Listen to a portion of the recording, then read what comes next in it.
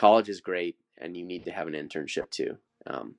I think by themselves they're not as valuable. I think together they're like a force multiplier for sure. This is the Gold Medal Mindset, where we bring you all things winning in business, sport, and life. I'm Dr. Jason Richardson, professional speaker, author, and winning mindset coach. Thanks for joining in. Get ready to mine for gold as we challenge your perception to change your results. Bam, here we go. You're my neighbor, you're my friend. You've been a photographer, a filmer, for me even, but more importantly, surf buddies and bike buddies and all of that. We dropped your name on the podcast last week with Greg Romero, and it only made sense to have you on the show. Ladies and gentlemen, welcome Justin Kosman to the Gold Medal Mindset. We're here. We're live. Are we in the lineup right now? No, I don't know if we're in the lineup. When it rains here in SoCal, I hear it's not too good to go into the ocean. So I think, we're in the, well, in studio terms, media terms, like you were in the green room. So now you're in the studio. Okay. Even though you're wherever you are and I'm in my office and we're doing this remotely, but it's virtual, right? Right. This is probably going to be what we would talk about in the lineup, I think. Right. So just so people know, this conversation is probably going to be about 10% more formal than a conversation we would have in the ocean waiting for waves.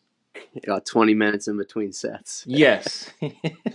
Beacons Beach, Grandview. We have to do the shout out to the local surf spots. And why not? Shout out, what is the surf shop we go to? Progression, and what's the other one you like?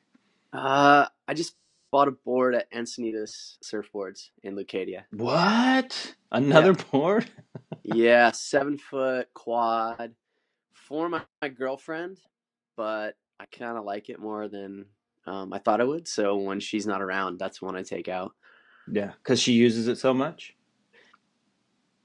Oh, yeah. When we go out, she'll take it. Yeah. Okay, good. She's transitioned from the from the Surf Tech to the Encinitas board. So that's good. Yeah. So you make sense to be on the show. One, because we know each other, but more importantly, because you kind of kill it. And when I say kinda, you actually do. I mean, you've done some very big budget filming, editing, picture taking. I'm butchering all of it for a lot of huge action sports brands. We've traveled at least to Bogota, Colombia, and Japan together. Right. You had a little taste of the hot water, the aguardiente. It's a very special drink they have down there in Colombia. Yeah. Your stomach had a very special reaction on the bus to the coming back from the party.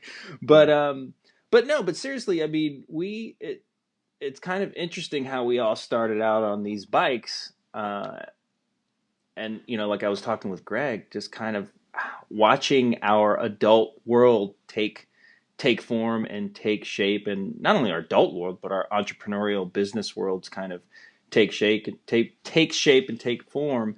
And then as I was driving today, I was actually passing your house because your house is on the way to my kid's school when I drop them off. I was thinking, man, this dude paid for his house, not like bought a house, but like paid for it. So I know I'm like giving up some of your dirty laundry, but that's like a major goal for most people, by the time they're 50 or 60 or 70, maybe one day I can pay this house off. And actually, I wouldn't even say that's a goal for a lot of people. I think it's just like, can I make the payment? So here you are, like true homeowner, true business owner. And, most of our conversations take place either on the phone as you're traveling to an event, or I'm traveling to an event, or in the beach. Waiting for waves, or on a bicycle climbing up this ridiculous hill called Double Peak. So pretty cool lifestyle. And I think that is the true championship life. Like that is the true, you have to be exercising the gold medal mindset in some way, shape, or form to live that way. Yeah, I think so. Lifestyle by design. It's one thing to, you know, get your life to a point where you do have a lot of discretionary time, and then it's a whole nother step to be able to spend that time the way you want it. And those have been goals of mine, and I feel like I'm doing it right now, while still mastering some of my skills and still taking my career to the next level in some different directions. So thank you very much. It's been fun to spend a lot of that discretionary time with you and Greg and some other friends who I feel have been on the same path. Right. Well, it's my opinion, and it's just my opinion and I've talked to a lot of people, not even just with the show, but just in general. I tend to talk for a living as a psychologist and speaker, but it seems to me that the people who are really doing it, whether it's business, sports, health, whatever, they're the language is ultimately the same, Mm-hmm. and they just have different ways of going about manifesting that lifestyle. Different career path, if you will, a different Mm-hmm. hustle, if you will.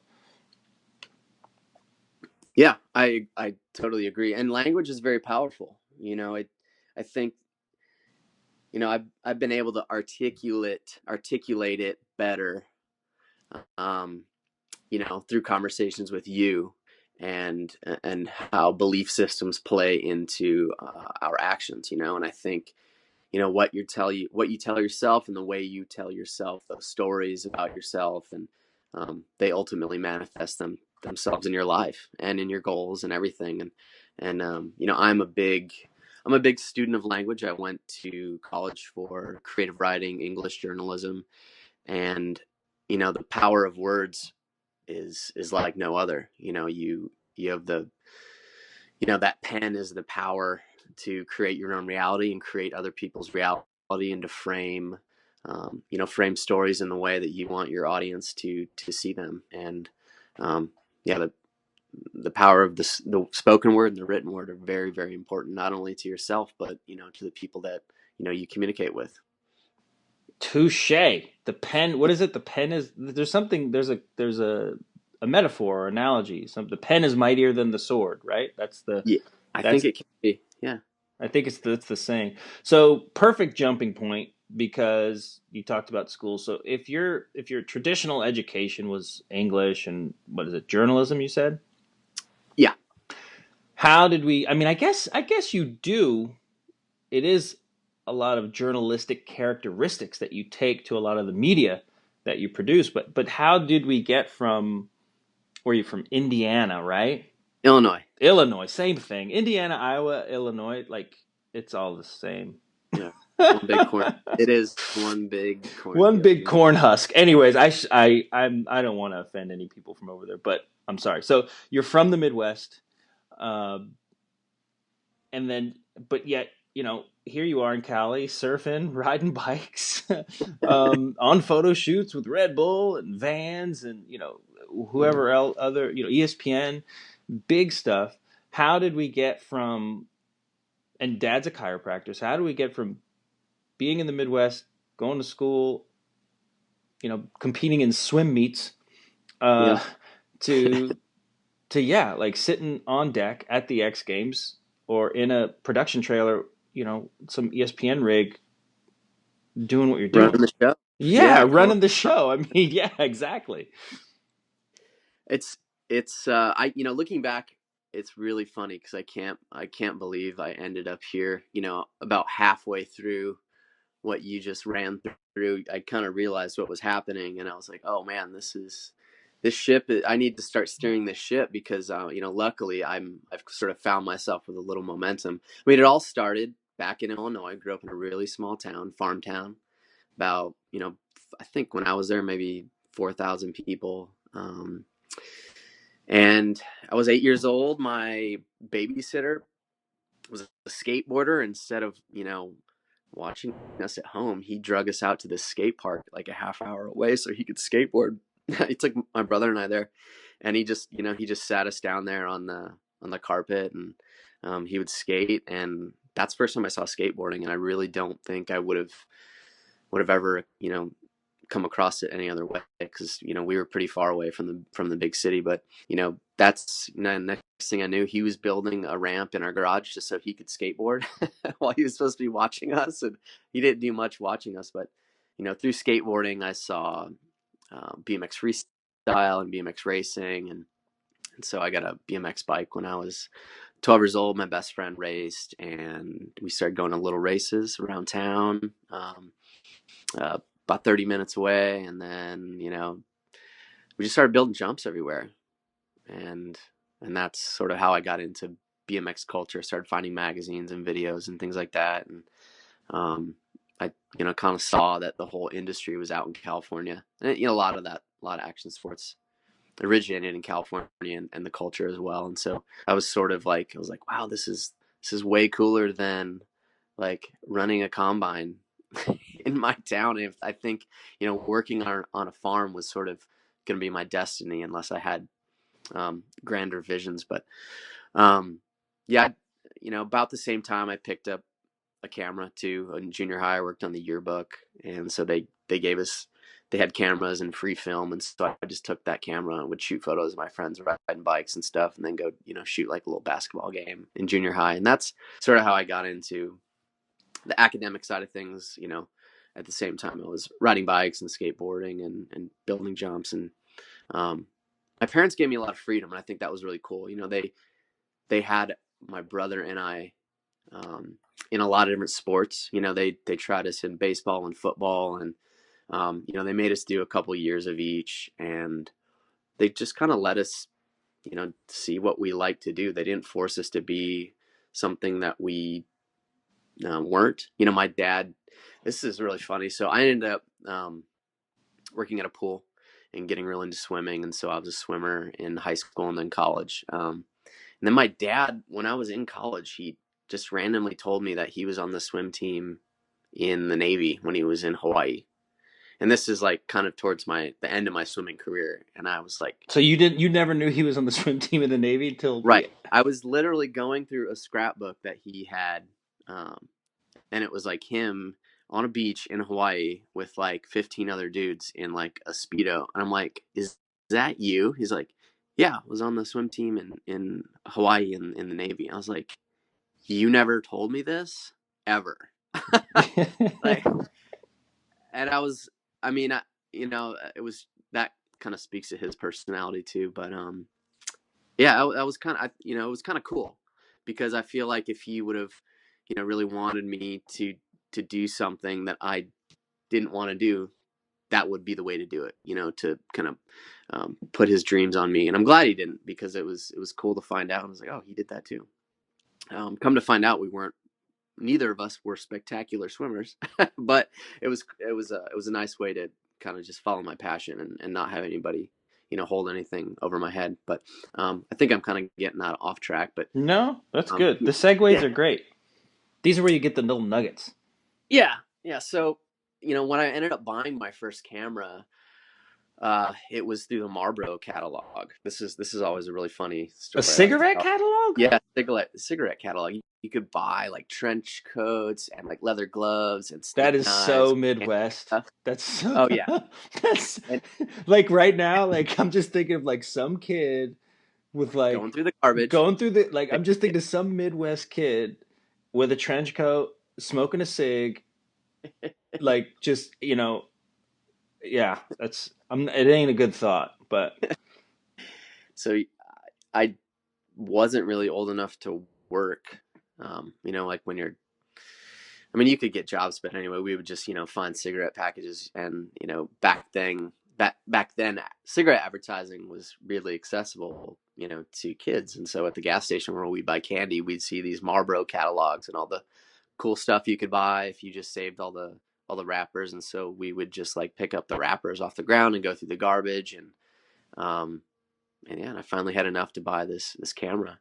And I took it to the trails, took it to the racetrack, took it to the skate park. And I just was shooting so many photos, and I was using the film from my junior high that we got for free. It was expired, expired film from the photography studio, but there was nothing wrong with it, and they'd pay to get it processed. So I was just kind of shooting for free. And looking back, I sort of see it as the beginning of getting my reps in and getting those 10,000 hours in, the way Mm-hmm. people describe it, because there wasn't a financial barrier to entry at that point, because I didn't have to pay for film, I didn't have to go buy film, I literally just grabbed a handful of it and then would go shoot and turn it in, and then they showed up, and um, yeah, and they were all horrible, but it just kind of got me in that mindset of Do you have any of those pictures? I bet I do. Yeah, they might. Most of them are back in Illinois, but I bring some home every now and then when I go back there. Yeah, they're pretty bad, but it's just sort of like documenting my friends, and I was sort of that guy who was filming my friends and taking photos of my friends, and yeah.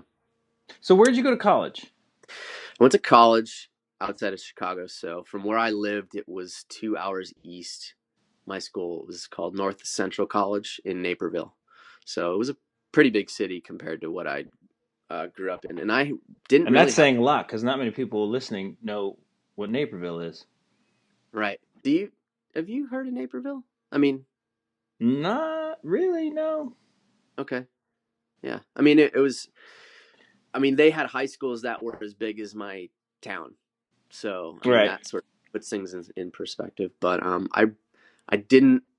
I was really into writing in high school. I was into English. Those are my best grades were English. And my mom's friend's kid was going to this school for basketball, and she wanted me to go to a visit day with him, and I went with him and ended up like taking some aptitude tests and getting like a partial scholarship to the school that.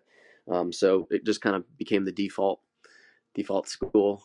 That's where I met a sports photographer that worked for ESPN the magazine and Sports Illustrated, and then he worked for a bunch of um, Division I colleges in Chicago independently. His name was Steve Woltman, and we're still good friends today. So I met him at a track meet randomly. He had all the big Canon L series lenses hanging off him.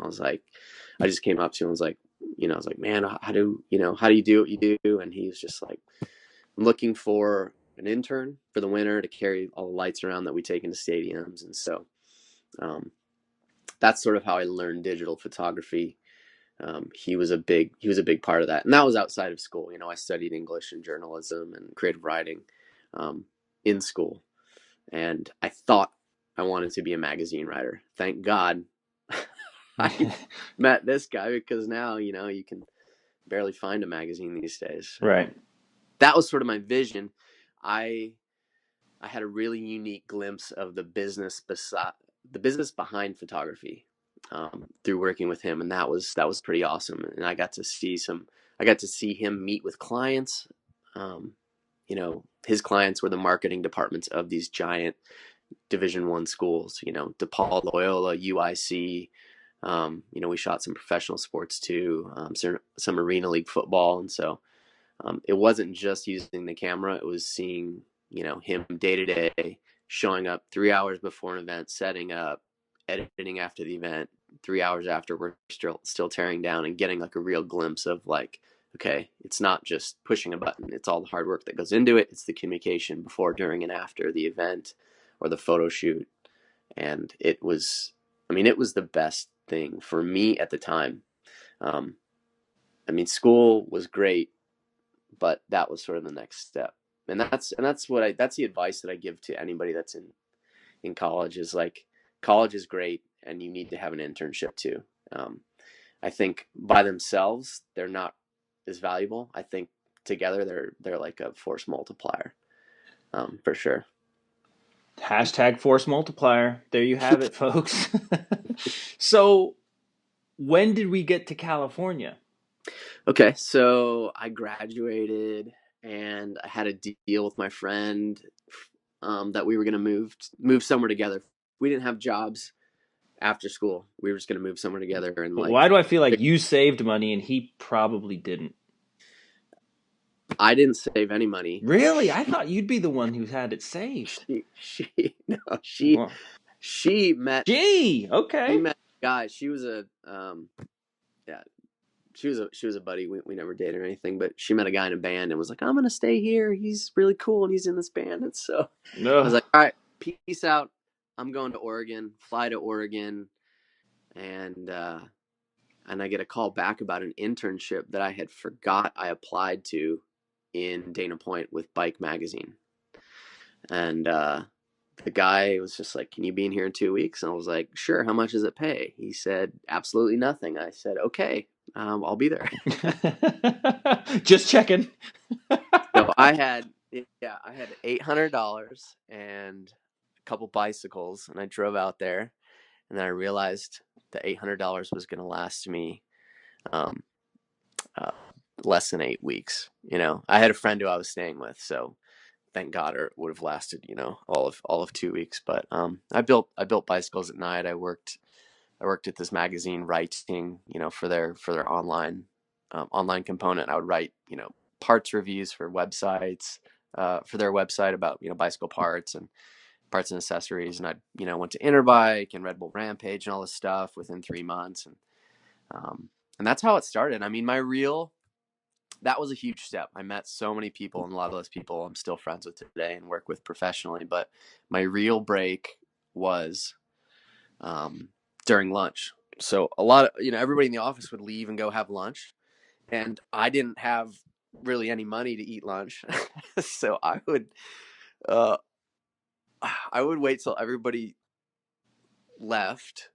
Then I would go play ping pong in the warehouse with this guy that worked at the ski magazine who was on like a weird diet, so he didn't eat anything, and and then they would come back from lunch and bring leftovers, and then I would sneak into the break room and eat whatever they had, left over, and just kind of have the evidence disappear. And that's kind of how I made it day by day, and a lot of coffee and you know, a lot of peanuts. And the guy that I would play ping pong with, he worked for ESPN TV production, and he asked me one day, he's like, "Hey, you're a BMX guy, right?" And I was like, "Yeah." So the ESPN is looking for a BMX researcher and writer for next summer.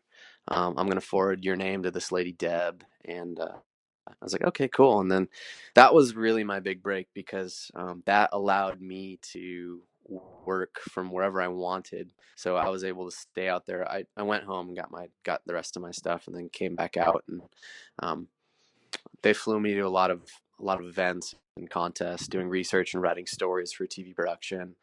And Um, what's the research on the riders, on the competitors, on the people yep, participating, which yep. So you knew kinda anyway? yeah, I knew all those guys. I knew, So your I knew. research was like, "Hey, how you doing?"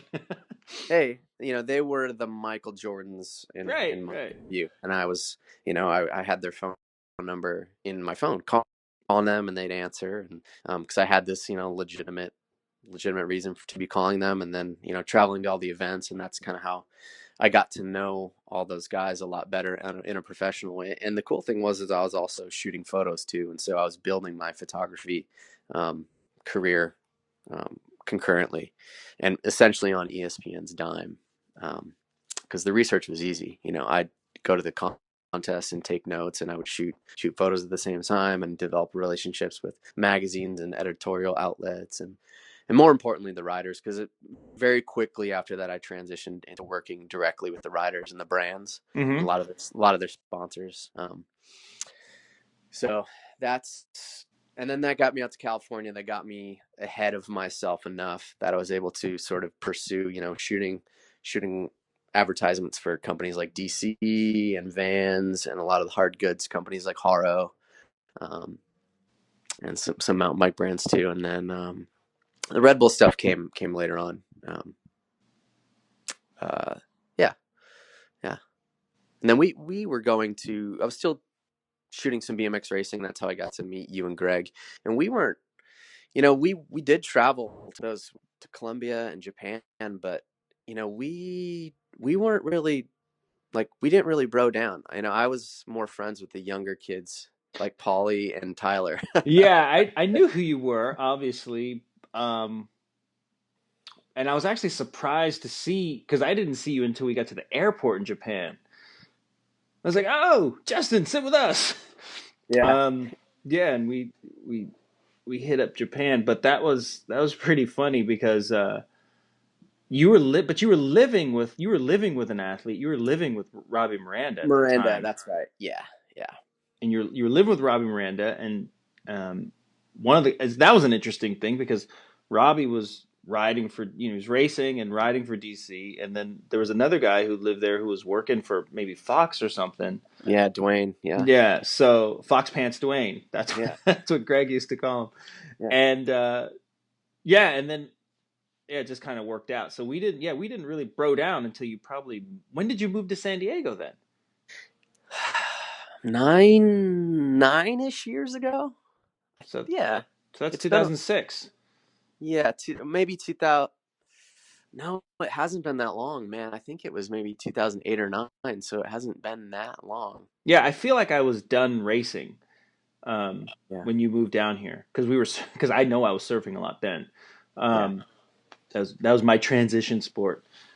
Well, Mhm. cool. And then, I mean, but it evolved. It seems like a long time ago, but the way you tell the story is it happened pretty quick. And you were. It seemed like you were always in not only in the right place, but you were always able to take advantage of an opportunity. And not many people are able to do that.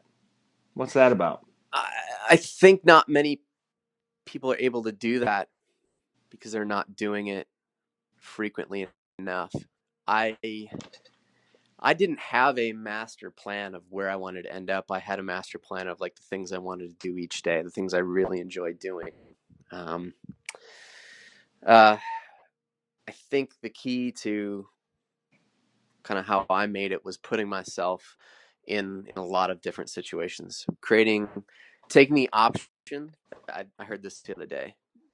Taking the option that creates more options. So that meant like being at an event where you had a lot of athletes, or going to Sheep Hills, the trails where all the pros were at, or for instance, renting a room from a guy that was a pro rider and who also lived with a team manager, for a big action sports brand. But That might help with a few gigs. yeah, you think? And I Yeah. and I didn't think about it specifically that way, like, oh, I'm gonna move in No, with no, these because dudes and you're not buy like an stuff. opportunist. Like, oh, let me try to see where I can get over. It's not like an opportunist in a negative sense at all. It's just kind of like you were there, you were handed this opportunity, and you're like, sure, Yeah. It let really me just run with it. yeah, you need to be in the places where things are happening. To simplify it, I mean, that's really the core of how people get things done. It doesn't happen back in the Midwest and the kind of things that I wanted to achieve. So I felt like I had to be in the place where it was all happening. And yeah, and so that's where I ended up. So And you yeah, that's cool because you what I like about this is you have a very cool vantage point specifically because you are telling the story and you're behind the camera and you're doing the production. You're crafting the story or creating it or allowing it to or helping it be presented um, to the world. So working with athletes and I know you're doing some golf stuff now, even some real estate stuff now, but specifically with the athletes. And I know you've shot many people. yeah. Who can you tell who has it and who kind of doesn't? And I know that's kind of harsh because there is a belief that everyone can have it, but I mean, can you tell the person who's like, you know what, that person's not just a flash in the pan. That person's going to have a long career. Can you see that when you're shooting somebody, especially when you first maybe meet somebody that you're shooting? No, I know why you asked that question, because you have that ability to tell. I believe that you do. And I Maybe don't I you? don't know. Don't you? No, I mean, you know it when you see it, right? And Yeah.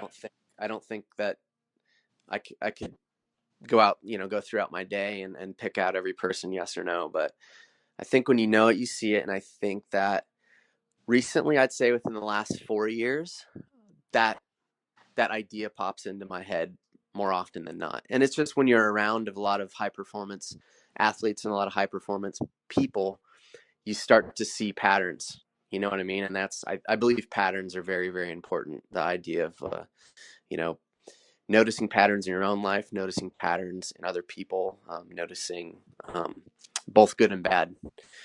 Uh, I think I can tell when someone's on the way up Right. and someone's on the way out. And so, maybe that means I'm meeting like a uber successful person who's way more successful than someone else, but you can just tell that they're on their way out. They're focused on something other than their craft. And then there's some people that just, yeah. And it's easy in cycling and in action sports. I feel like I've been around enough people where you can really tell, like, okay, this guy, this is the reason, and it's a subtle reason, and maybe you don't have a word for it, but you can just tell. I shot I shot this behind the scenes show for Under Armour a couple of years ago in Florida, and it was with these academic All American high school kids. So they were like top kids from their high schools. It was an East versus West game where they're Academic shootout. yeah. So it was all these kids. Half of them had decided where they were going, and then half of them were announcing where they were going at the event. We spent a week with them, week with both teams before. They had Steve Mariucci was one coach, and then Deion Sanders was like a surprise coach, and so they had these cool experiences. But I got to see it was cool because I got to see all these kids from different high schools all around the country, and I'd noticed a lot of similarities. I mean, some of them were very distinct and some of them were very subtle, but there were some kids that I was just that kid is going to be like, he is going to be a star in college for sure.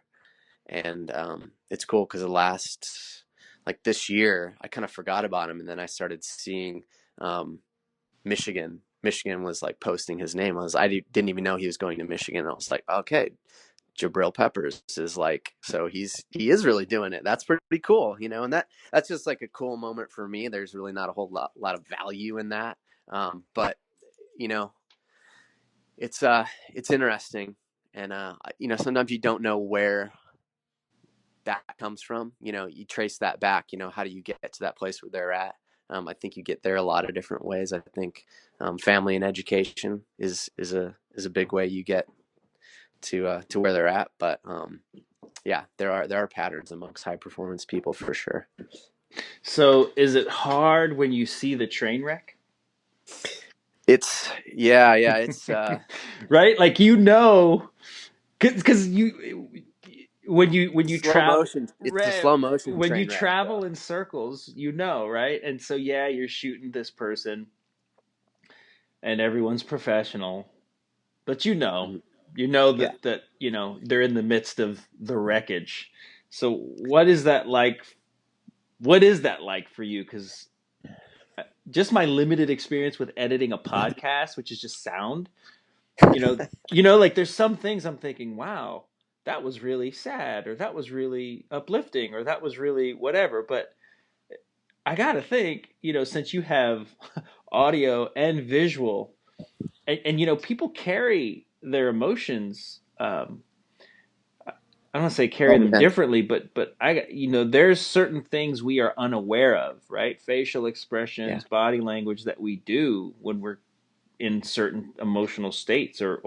or even bigger emotional states. So, but I got to think that some of those, that you're probably pretty in Oh yeah. tune with a lot of I yeah. those moments. I capture those things. It's not something obviously that we set out to capture, but Correct.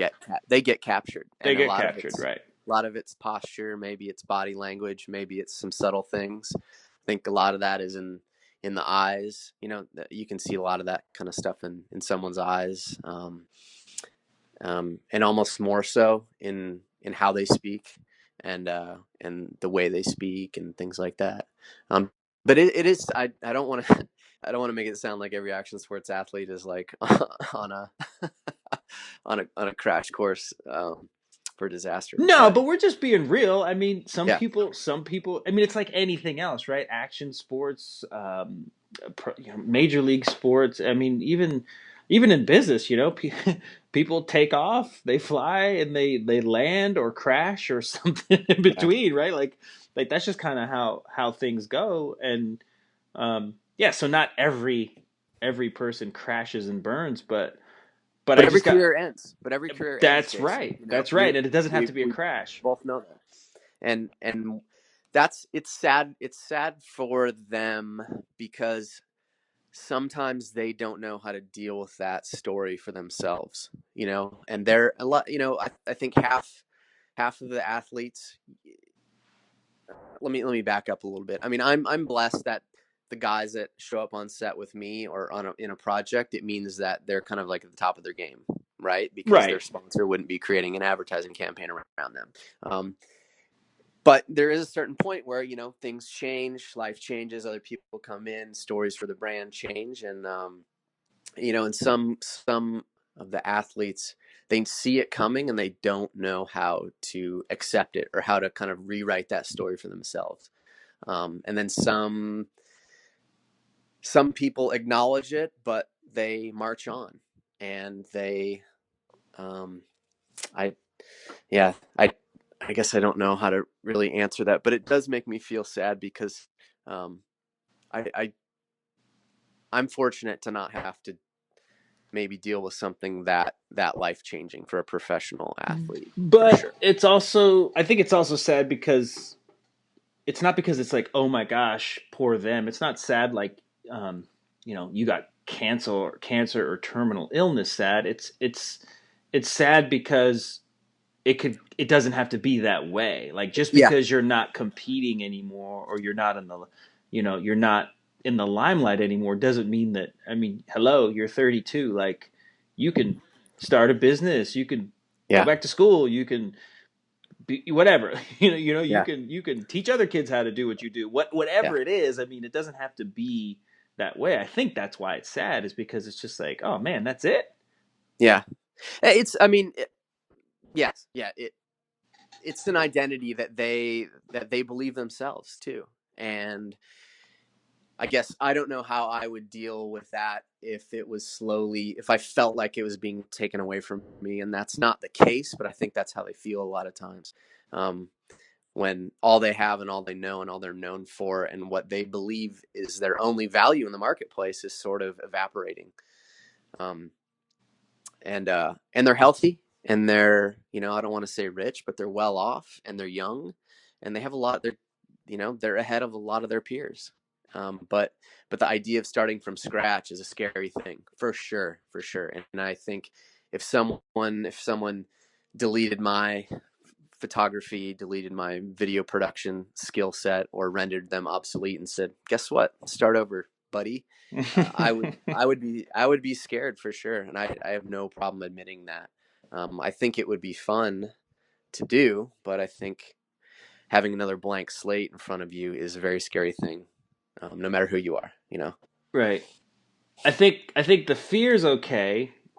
Being debilitated by it is is the issue, Yeah, right? So you're like, I'd be scared, and then you went to, but it sure would be fun to figure this thing out.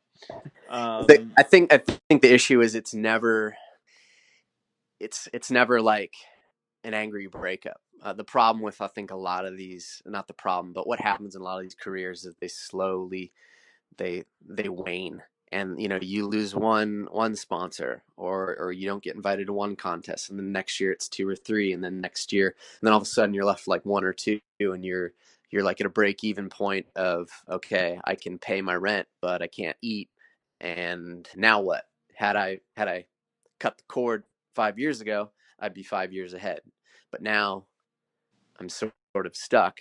And I think the gradual nature of it, it's almost like a breakup. It's almost better to just, like, you know, clean cut and start over, rather than like, oh, let's be friends, or let's hang out, or I'll still go to your Christmas and all that crap. You know what I mean? we can still be friends. Yeah, Well, yeah, I hope because there are a lot of bitter ex pros. There are, but those who are bitter in my experience, tend to have a worldview or self view, however you want to put it, that they were kind of owed something. Like because they achieved a certain amount of success in this world, in this fishbowl, no matter how big or small, that warrants them some kind of like ongoing, I don't know. Some sort of legacy Yeah, value. yeah, it's Right. almost like frequent flyer status. It's like, well, I flew, I'm 1K. Like I should be able to get in front of the line all the time. It's Yeah. like, not really. Not- Not really. You haven't been flying that much this year, man. Like, yeah. there's other people who, there's other people putting 200,000 miles in a year. Yeah. You Yeah. only flew 10,000. Yeah. Yeah. We That. appreciate your service, your business. Yeah. That's a great analogy. I've never used that one before, but Me it's a neither. very That was the first time. it's very real, and it's I know very, because I spent many years yeah. fighting for that, fighting for that airplane status, Yeah. trying to maintain a certain level. It's ridiculous. It's Yeah. ridiculous. Oh, okay. Well, as you know, with this conversation, I ask some of the same questions to all of the people on the show, all of the guests. We went over quite a bit, but what do you think your biggest win is? I'd say my biggest win is a lot of the very unique friendships um, that I've made. You know, in this kind of strange journey that I've been on. Because I really don't think it's just such an eclectic collection of friends I have from around the world, and I don't think I could have really amassed that in a very traditional way. And No. so I'm very very thankful for that. Extremely thankful for that because career aside, that's just something that uh, it's just so unique that it's cliche, but you can't really take that away from me now at this point. Um, yeah, I mean both like friendship and professional relationships. I've met a lot of awesome people. Yeah, That's I'd cool. say. That's cool. What about um, my favorite question, which is what's one thing you wish every human being knew? You sent me this question, I and did. I thought about it. Um, I wish I wish everybody knew what they were passionate about because not everybody is, and I feel like I know what I'm passionate about, and I've known for a very, very long time. And I feel like most of the people I'm around with um, have have known the same thing. But I wish everybody knew what they were passionate about because I have met some people that just didn't know what they liked or what they loved, and they're at at a point in their life where you know they're making decisions about what college to go to or what to do after college or what to do after sports. And I just wish, I think that's where you start from, what you're passionate about. And I take that for granted. And I wish everybody could maybe have that or know that because it makes setting goals and kind of seeing how you want your life designed. It makes it a lot easier to know what you're passionate about. So, yeah. I love it. I love it. I actually did a Facebook Live about that, and I'm a stickler with passion. And the one caveat I want to throw in, or my thing about passion, because I think it's a driving force, right? Passion ultimately, because what we're talking about is purpose, right? Yeah. What gives you purpose? But my thing is like know what you're passionate about and work it. That's not to say it needs to be your job necessarily, because there is a marketplace and people might not find what you're passionate about of value, and that's fine. Yeah. But I do say, pursue your passion, and at the very least pursue something. If your passion doesn't pay for your lifestyle, pursue something that pays for your passion. Yes. Absolutely. Absolutely. Yeah. I mean, because when I was in California, I was I wasn't super passionate about English and journalism when I was writing for ESPN, but it allowed me to be in an arena where I was passionate about the sport, and it also paid for my passion of photography and making images. Right. And so that's a very true thing for me.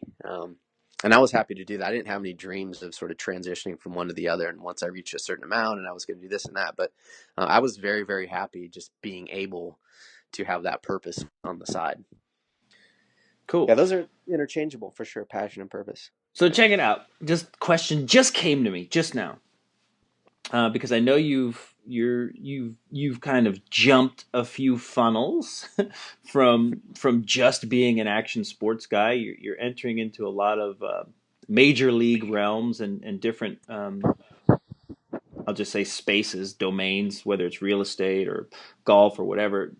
Doing what you do.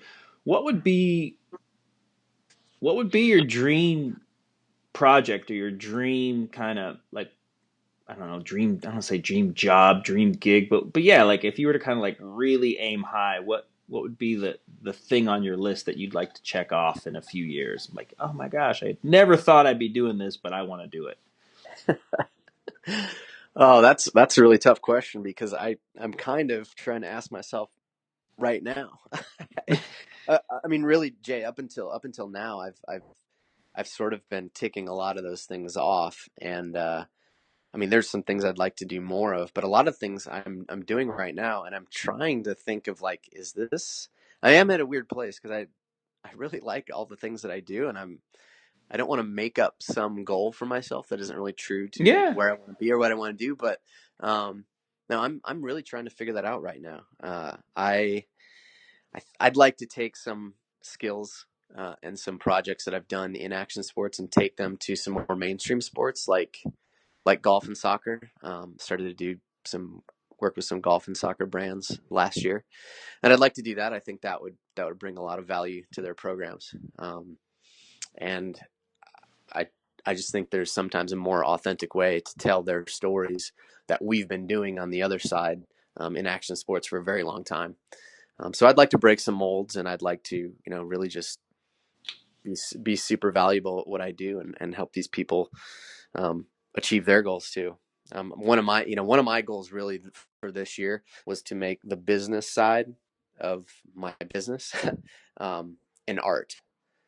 So I've been trying to think of like my business, um, how to make the boring things that I don't like doing, how to make those my goals, and how to become a master on that side of things. Yeah. Not to say I'm a master at what I do, but I would like to put more time and energy into it, just so I can become more effective at um, and how I work with a lot of different clients. So yeah, Cool.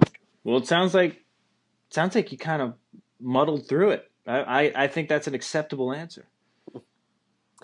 yeah, trying to. Well, I can attest to having an action sports background myself and lending that lens to psychology or corporate trainings or just what I do. I think it's not for everyone, but it definitely adds an edge to what you do, and a different kind of insight that I think is appreciated to the people that choose to work with you. So. Um, like real estate keeps coming to mind, and you always see the same billboard of like the sprayed down street with the house with the lights on, at dusk, and it looks good, but it makes you wonder what would a person like you do differently, or especially with golf. I mean, you've been on the deck at the X Games, or possibly hung out of a helicopter getting a shot for ESPN, Yep. Yeah. so what would that do? What would that vantage point do for golf? And everyone's whispering, and you're kind of coming in like, yeah, not that you're a loud person, but visually, vantage point probably more loud than they're used to. So I love that you're kind of wanting to shake it up and take that to a bigger arena and provide value for people. So I wish you all the luck, and I'm sure we'll continue this conversation either on a bike or at Beacons Beach. Yeah, that's right. Not for a few days. It's going to be pouring. So Yeah, I haven't been in the water too much lately, just because I like it to look like a magazine when I'm out there. I like it to be sunny. I like it to be kind of warm. So I'm soft as you like that. should, as you should, man. There's nothing wrong with that. That's my story, right? I'm writing my story. That's Yeah. how I want to surf. Well, Justin, thanks for being on the show. How can people find you and Yeah. get to know you more? Well, you can check me out on Instagram at Justin Kosman, and then you can check out my still photography portfolio online at justinkosman.com. And a lot of my video production work, don't I don't have a destination for it. So yeah, All uh, right. a lot of that stuff is just kind of derivatives of my still photography production, and so I'm just busy creating stuff and not really showing it off right now because I don't have the time to create. Yeah, so All right, we can add that to we can add that to the mini goal list for you then, okay, all right. or not, or not. I don't think you're at any hurting for any work, so Yeah, I don't need a whole. that's Not that fine. it would create more business, but it's not. Yeah, it's not a goal right now. Got it. I'm doing all right. Cool. Any good restaurants I should check out? And Absolutely, give absolutely. me one. Give me one. You're always good with this. It's down in Del Mar. They're owned by Whisk and Ladle. It's near Greg's house. Is it Market?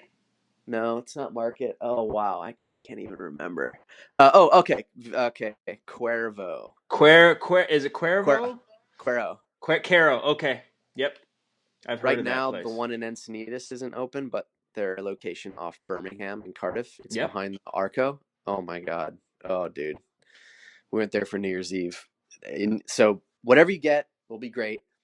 You have to go home with a $10 bottle of their like secret sauce. It's insane. It's insane. Thanks for taking the time to mine for gold on the Gold Medal Mindset podcast. Let's keep the conversation going on Twitter at RealDrJRich or on the web at drjasonrichardson.com. That's drjasonrichardson.com. Take care and have a great day. Gold Medal Mindset is brought to you courtesy of IPD Seminars, motivating the motivated with a 6-hour intensive training from leaders in business, sport, and life. Make an impact, live with purpose, and fulfill your destiny. Learn the mindset and best practices to crush any limit. Visit ipdseminars.com for more information.